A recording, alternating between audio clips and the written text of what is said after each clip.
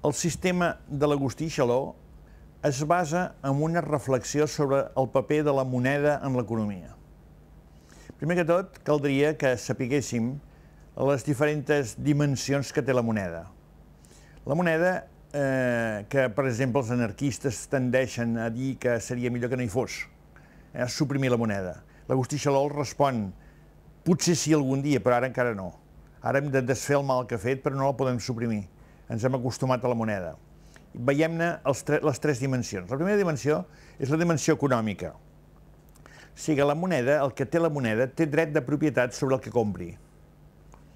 És a dir, la moneda és un dret de propietat, és un dret d'adquisició de poder, i la major part de gent té una certa avarícia per la moneda, perquè és capacitat de compra, que vol dir capacitat de possessió, capacitat de consum, capacitat de fruir d'allò que compra la moneda, que són béns o que són serveis. Això s'exercita en el mercat i aquesta moneda ha servit perquè les transaccions siguin molt més fàcils, perquè no necessàriament quan tu vas a vendre unes espardenyes trobaràs davant un que necessiti espardenyes, però que tingui diners sí. I llavors ell té diners i amb aquests diners comprarà una altra cosa. I per tant la moneda afavoreix molt el canvi, afavoreix que cadascú pugui realitzar allò que vulgui amb el poder de compra que té. Per tant és important aquesta primera part de la propietat de la moneda, la propietat que dona. Esclar, les persones que són molt avaricioses acumulen moneda i això se'n diu tresaurització, és a dir, acumulació de moneda, no? Avui dia, en el segle XX-XXI, doncs aquesta tresaurització evoluciona de seguida cap a inversió a través dels bancs, etc. Però al llarg de la història de la humanitat més aviat ha sigut al revés. És a dir, que la tresaurització era el més important. Ell tenia amagades els doblons d'or sota la rajola, era el normal. I trobar tresors, descobrir tresors, és una cosa de la novel·la reincident, un tema reincident en les novel·les.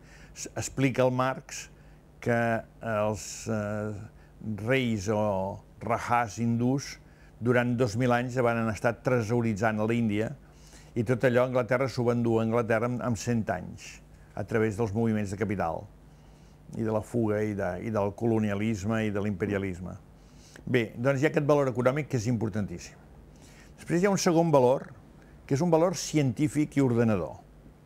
Aquest valor científic és important perquè la gent no sap que el mercat és una magnitud mesurable. Esclar, si jo no puc mesurar el mercat, potser em faltaran sardines per al mercat espanyol, perquè no he mesurat la quantitat de sardines que consumeix, no he calculat la quantitat de sardines que produeix Espanya, per exemple, o Europa, i per tant no puc calcular la quantitat de sardines que és d'importar o que no és d'importar.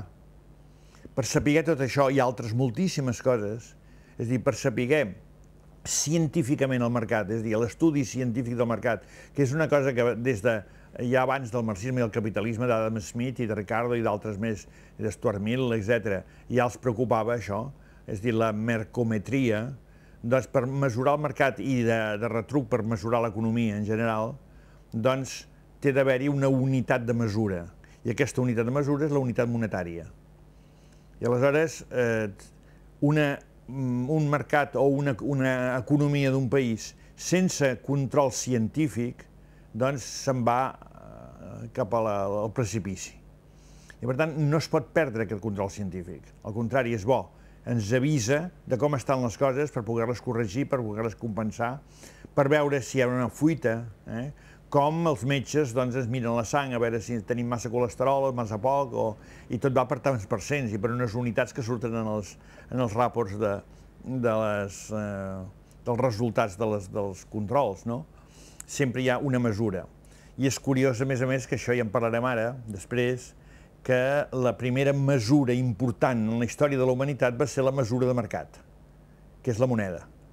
I després van venir el metro i el quilògram i el segon, l'any, el mes, el temps, etc., el quilo, la velocitat, etc. Totes les altres mesures van venir després.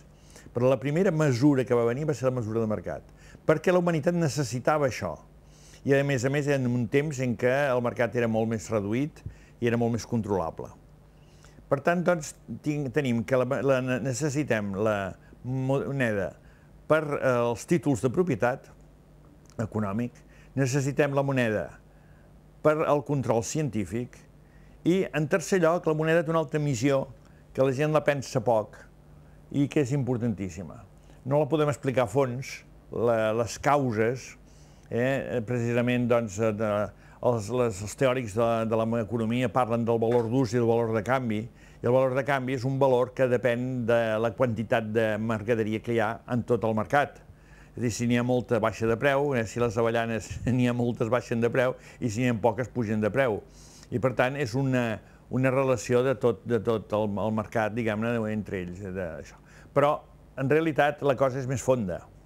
És més fonda perquè de les accions econòmiques se'n deriven una quantitat enorme de conseqüències polítiques, socials, culturals, de salut, d'educació, de mil altres coses.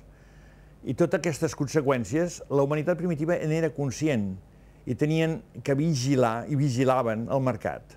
No sé si vosaltres ho haureu vist, però encara en molts pobles, el dia de mercat, que és el dia principal del poble, que cada setmana tenen un dia de mercat, se sol fer en la plaça de l'església, davant de l'església, perquè qui controlava el mercat eren els capellans, uns capellans molt anteriors a Jesucrist, capellans d'egipcis i de tal, i de babilonis i tots aquests. Eren el que Agustí Xaló en deia sacerdots banquers. I vigilaven perquè es podia fer el que es volgués, és a dir, hi havia el lliberalisme econòmic, es podien fer les transaccions que es volguessin, però l'acte transaccional era públic, i el ser públic era controlable per l'autoritat i per la llei.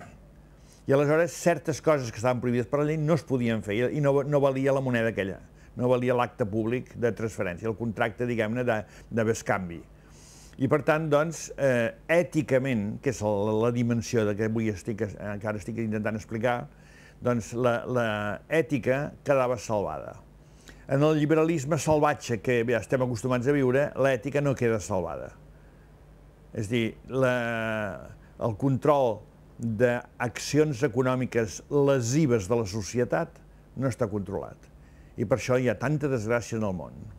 És a dir, podríem dir que una part de la desgràcia és per l'acumulació de capital dels drets de compra, diguem-ne, del valor econòmic que té la moneda. Una altra part de desgràcies venen de la falta de rigor científic, que fa que no se sàpiga com està el mercat i el que convé i el que no convé, científicament i lògicament i raonablement. I la tercera cosa és el valor ètic, que també falla si nosaltres som irresponsables i tot allò que fem no hem de donar comptes a ningú. És a dir, és una cosa que és secreta, que això, en termes de l'Agustí Xaló, se'n diu la moneda anònima i irresponsable. Una moneda que no se sap qui ha fet la transacció, ni d'una banda ni de l'altra. Aquestes tres